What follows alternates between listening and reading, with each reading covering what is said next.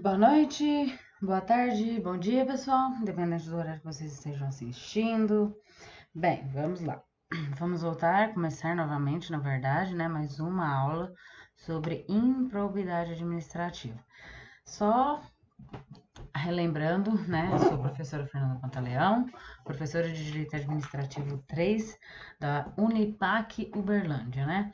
E hoje estou aqui para falar mais um pouquinho sobre a improbidade. Lembrando que essa aula ela é especialmente para os meus alunos do quinto período.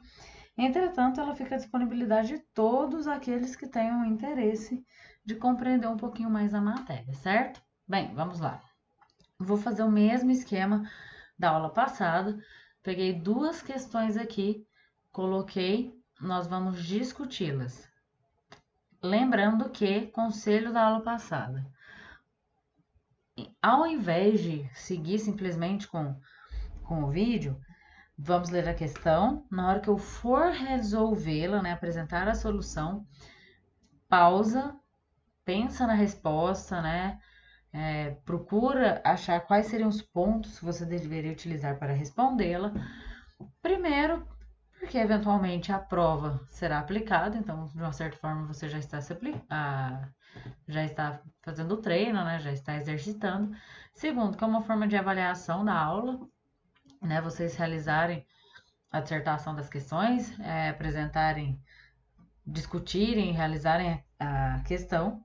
E terceiro, porque vocês desenvolvem, né, o senso crítico para poder responder com base nos códigos, na jurisprudência e com todo o conteúdo ministrado nas aulas até então, certo? Então vamos lá. Com fundamento na Constituição, na jurisprudência, nos tribunais superiores e na doutrina especializada, discorra sobre a responsabilidade civil do Estado nas hipóteses apresentadas. Fundamente o cabimento ou não de responsabilidade civil estatal e, caso existente, se objetiva e ou subjetiva, certo? Então, vamos verificar se realmente há responsabilidade nos casos aqui apresentados. Se sim, qual seria esse tipo de responsabilidade? Primeira questão: a responsabilidade civil das empresas prestadoras de serviço público em relação aos danos causados a terceiros, não usuários do serviço público. Bom, em primeiro lugar aqui eu quero ressaltar uma questão. Vamos lá? Você vai repausar, né, a questão para tentar responder sozinha, ok? Resolvendo então, aqui a responsabilidade ela é objetiva ou ela é subjetiva?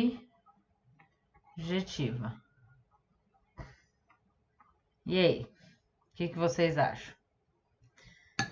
Bem, nesse caso, na hipótese, quando há empresas prestadoras de serviço público na relação, ela será objetiva, certo? Então, vamos riscar aqui o subjetiva para não ficar qualquer dúvida. Então, ela será objetiva. E nesse caso, ela será objetiva tanto para usuários quanto para não usuários. Como assim, Fernanda? Não entendi. Só exemplo ótimo. Na verdade, é exemplo de todo mundo praticamente, que é o transporte público. A empresa prestadora de serviço de transporte público, nesse caso aqui, ela vai responder tanto por danos causados a usuários quanto por não usuários. Eu ok que fiz duas setas aqui, ficou a mesma coisa. A necessidade é apenas de haver a comprovação do dano, mas do nexo causal. Certo? Como assim? Vou dar um exemplo.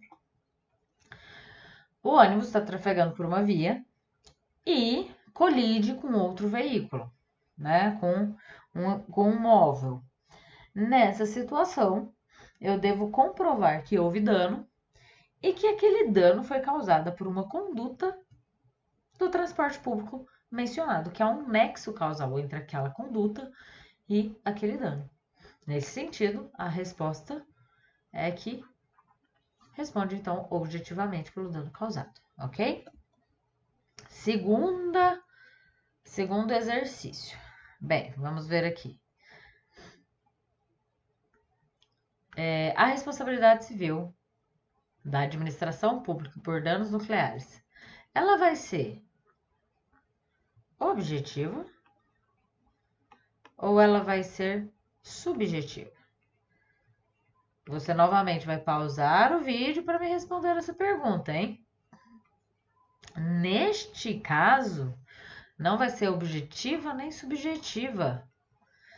Vai ser a que nós denominamos de teoria do risco integral,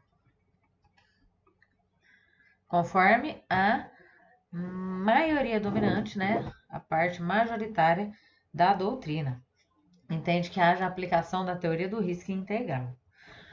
Exatamente por se pautar na questão da excepcionalidade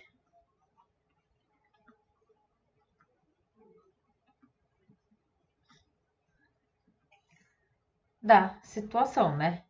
Excepcionalidade e perigo também.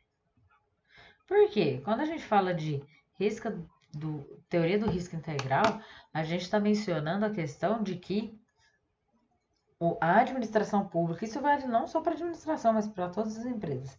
A administração, uma determinada empresa, quando ela coloca um objeto, né, um bem, um serviço à disposição da população, entende-se que ela entende os riscos que estão relacionados com aquela prestação de serviços ou com a produção de bens. Por estar consciente dessa questão, então ela deve ser responsável pelos possíveis riscos que vão advir dela. Ou seja, a administração pública, no caso de qualquer dano causado, ela tem que se precaver o máximo possível para aquele dano não aconteça. Ou então ela deve entender que aquele dano é possível e dessa forma agir verificando a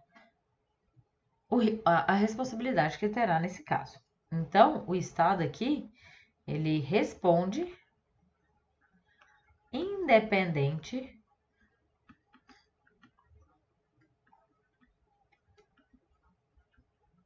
de qualquer coisa, ok? Muito bem. Vamos então agora para a letra C. Nessa letra C, eu vou falar sobre a responsabilidade civil da administração pública por omissão de seus agentes, pelo dano causado ao presidiário morto dentro da penitenciária e ao aluno ferido dentro do estabelecimento escolar. Como a gente já viu, no caso da responsabilidade pública, da responsabilidade civil, desculpa, da administração pública, a regra, espero que vocês tenham pausado o vídeo, claro, é que ela seja subjetiva.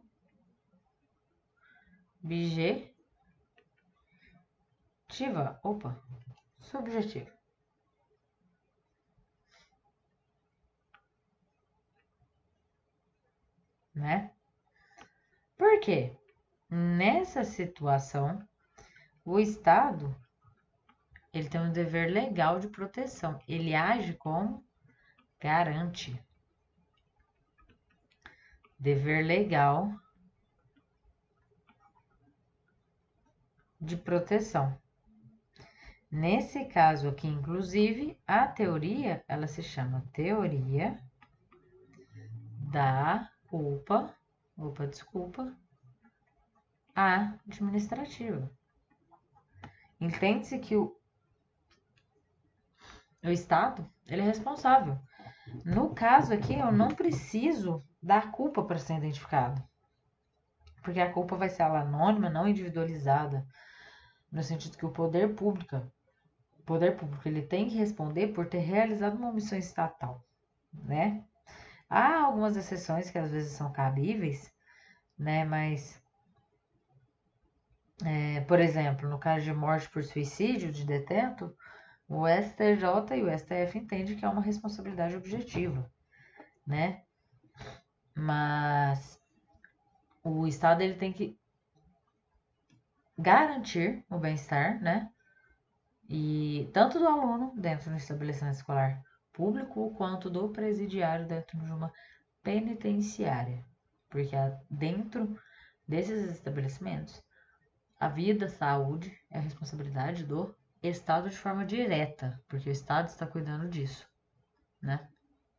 Bem, essa era a questão de responsabilidade civil, que foi a primeira matéria que nós vimos no semestre.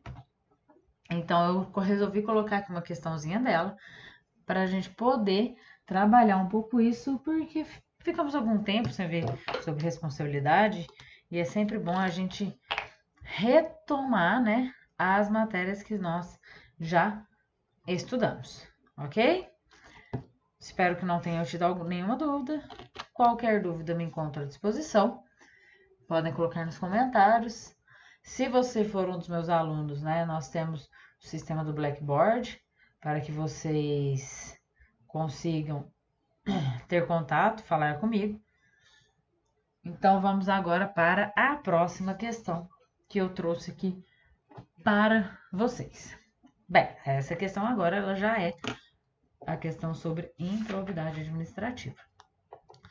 Então, essa questão fala assim: ação de improbidade administrativa é aquela em que se pretende o reconhecimento judicial de conduta de improbidade na administração e a consequente aplicação das sanções legais, com o escopo de preservar o princípio da moralidade administrativa. Sem dúvida, cuida-se de poderoso instrumento de controle judicial sobre atos que a lei caracteriza como de improbidade, né? Isso é um trecho, na verdade, do livro do José dos Santos Carvalho Filho. E é apenas para a gente começar a questão. Na verdade, essa questão, ela foi uma questão de uma prova, salvo engano, de magistratura, mas eu peguei apenas um pedaço dela para a gente discutir. Que fala, considerando a informação acima como referência inicial, redige um texto dissertativo acerca da questão de improbidade administrativa, como instrumento de defesa da moralidade no exercício da função pública. E aí ele apresenta nessa questão 3 aspectos que devem ser observados nesse texto dissertativo. Nesse caso aqui, eu destrinchei, vamos tratar só de uma parte, e aí eu vou colocar o tópico, né? Apenas os tópicos da resposta, mas seria importante vocês realizarem a resposta dela para que haja uma forma eficaz de compreensão da matéria. Então, ao elaborar seu texto, aborde necessariamente os seguintes aspectos. Então, aqui, sujeito passivo e sujeito ativo da ação de improbidade administrativa. Bem, quando a gente fala de sujeito ativo,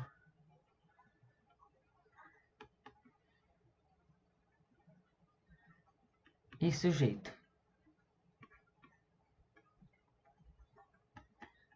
passivo, vou dar aquele tempo, né? Espero que vocês tenham parado novamente, só para voltarmos aqui. Espero que vocês tenham parado o vídeo, para que nós possamos seguir sem que vocês saibam a resposta antes, né? Sujeito passivo e sujeito ativo. Então, quem que é o sujeito passivo? Sujeito passivo é aquele que sofre com a ação. E o sujeito ativo é aquele que realiza a ação. Certo? Bem, quando a gente pega lá a lei, então, né? Qual que é a lei?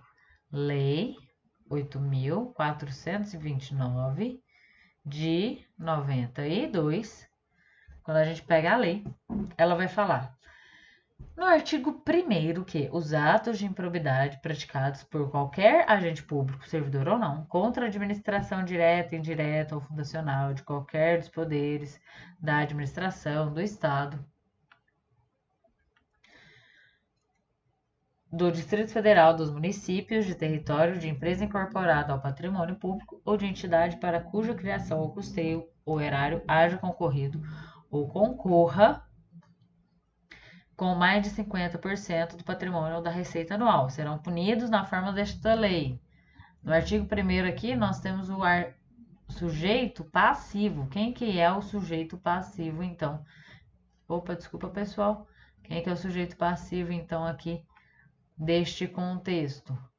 É a administração pública, direta ou indireta, de qualquer dos poderes, incluindo, conforme o parágrafo único do artigo, que estão sujeitos aqueles que pratiquem contra entidade que receba subvenção, benefício, incentivo fiscal ou creditício de órgão público, bem como daqueles para cuja criação ou custeio erário haja concorrido ou concorra com menos de 50% do patrimônio ou da receita anual, limitando-se, nesses casos, a sanção patrimonial à repercussão do ilícito sobre a contribuição dos cofres públicos.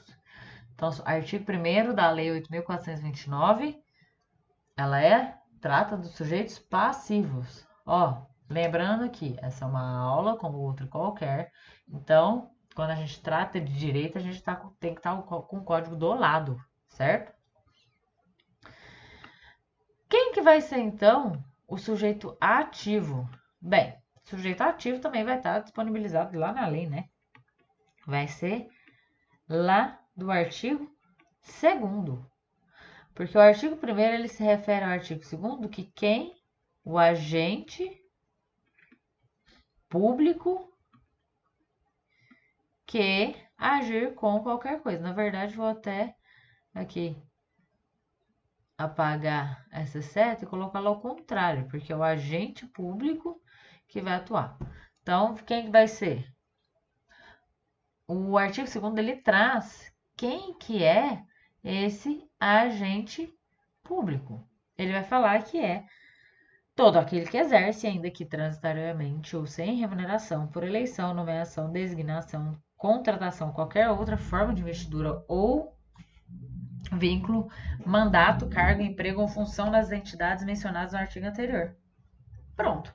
Nós temos aqui quem que é o sujeito ativo e quem que é o sujeito passivo de uma ação de improbidade administrativa. Certo? Nós temos aqui, então, duas questões, né?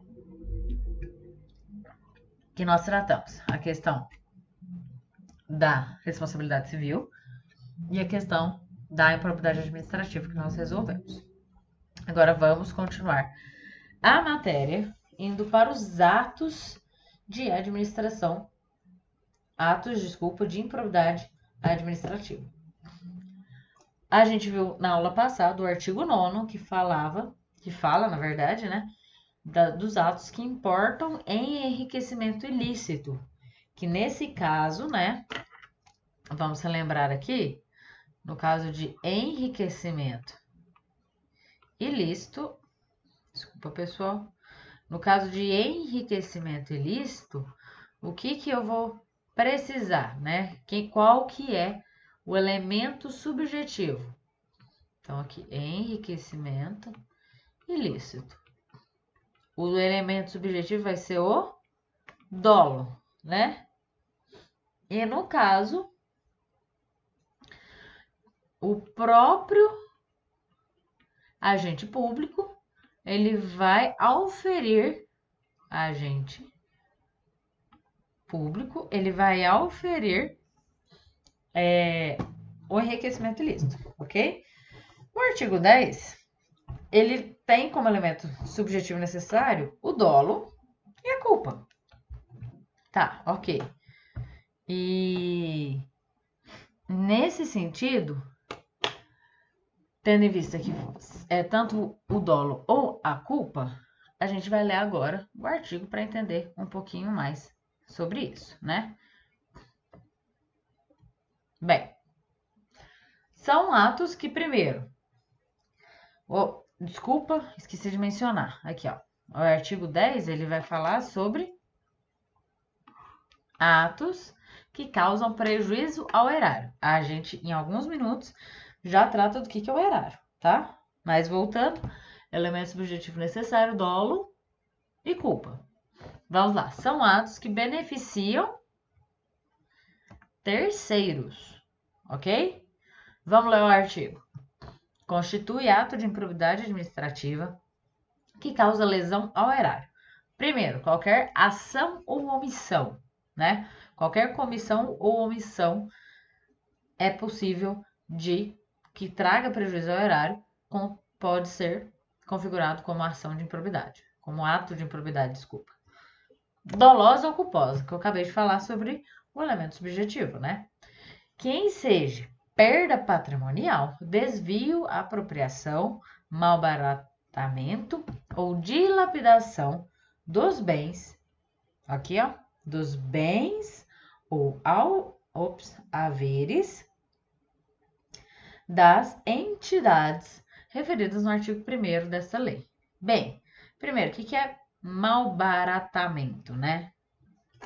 Aqui essa palavra um pouco diferente aqui. O que é malbaratamento? Primeiro que a palavra não que ajude muito, mas ela vem do verbo malbaratar, que é aquilo que se vende por preço muito barato, de forma que se há um prejuízo, né? Então, vai beneficiar terceiros, no sentido de que, se eu vou fazer com que haja uma perda, um desvio, uma apropriação, malbaratamento ou dilapidação, meu Deus, desculpa, significa que eu vou diminuir o valor que os cofres públicos, né, que o erário vai receber. Sendo assim, vai beneficiar o terceiro, que vai pagar menos. Bens ou haveres. Sejam bens móveis ou imóveis, ou sejam valores, né? Das entidades que a gente acabou de falar, que são sujeitos a passivos, né? Ativos é aqueles que realizam. Bem, o que é o erário que eu tanto repeti aqui? O erário vai ser o conjunto de órgãos da administração pública que arrecada e fiscaliza tributos.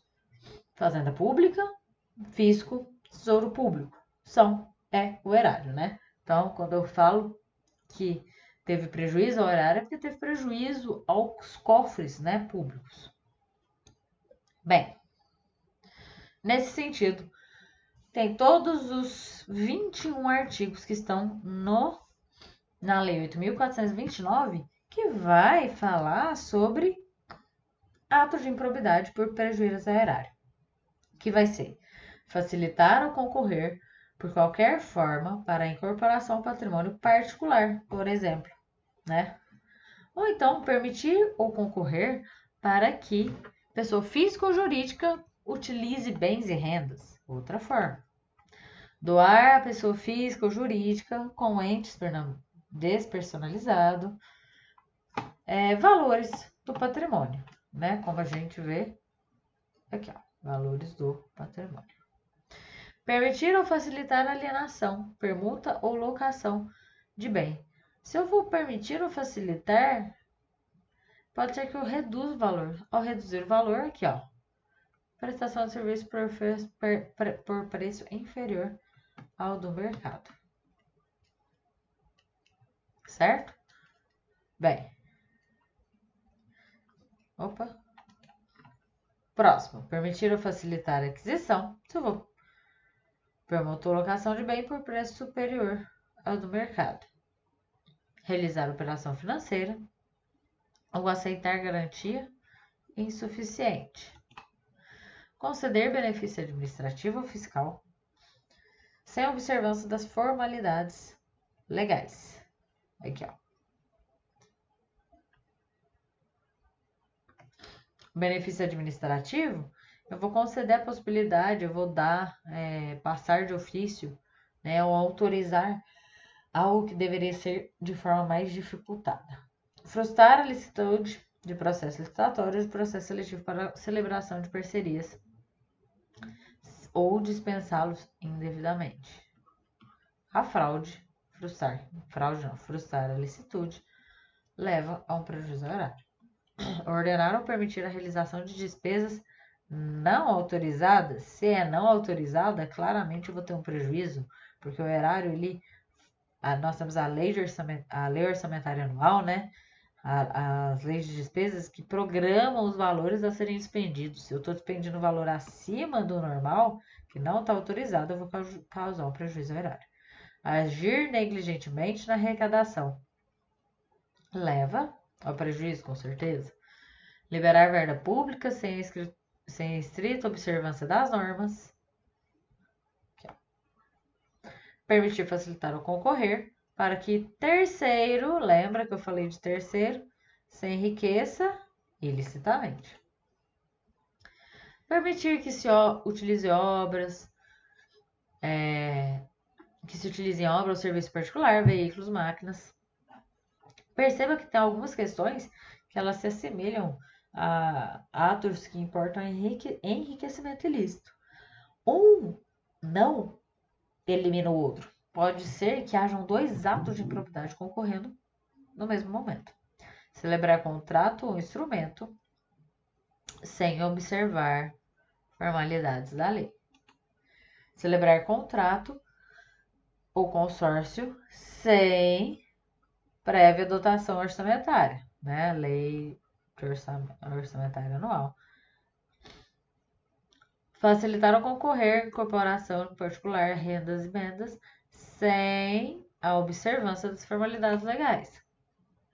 Permitir ou concorrer sem, sem é uma palavra importantíssima nesse contexto. Celebrar parceria sem observância legal. Agir negligentemente na celebração, fiscalização e análise das prestações. Então, ou eu vou agir, ou eu vou deixar de agir de forma que o terceiro tenha lucro, não observando questões, formalidades legais, ou então de forma negligente, né? Como podemos perceber. Liberar recursos de parcerias firmadas sem estrita observância. Liberar recursos sem estrita observância. Certo? Então, todos estes atos que vimos até aqui, eles são aqueles que causam prejuízo ao erário, ou seja, eles vão causar prejuízo aos cofres públicos. E são atos de improbidade administrativa que cabe responsabilização. Bem, vamos agora para o artigo 10A. Esse artigo 10A, ele foi incluído pela Lei Complementar 157 de 2016, certo? E aqui eu vou falar o seguinte: constitui ato de improbidade administrativa qualquer. Primeiro são atos que beneficiam terceiros. Eu estava deixando passar essa pontuação importante que deve ser feita, né?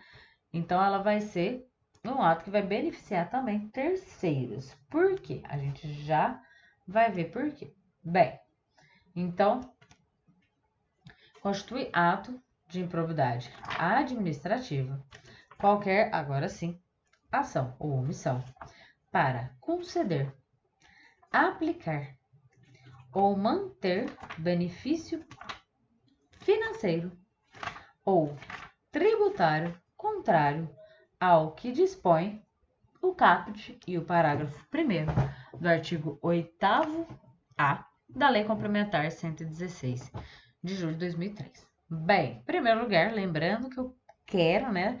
Espero que vocês tenham aí o Vadmecum em mãos ou então as leis abertas no computador. E vamos ver então só o que trata esse artigo, e me desculpem aqui pelo erro, agora que eu percebi. Artigo 8º-A. O que esse artigo 8º-A desta lei vai trazer? Ele coloca que a alíquota mínima do imposto sobre serviços de qualquer natureza, essa lei complementar ela vai dispor exatamente sobre esse imposto alíquota de qualquer natureza. Ele é de 2%. Parágrafo 1º. Esse imposto... Opa, desculpa, pessoal. Esse imposto... Desculpa. Esse imposto, ele não será objeto de concessão, isenção, incentivo fiscal ou tributário. Certo?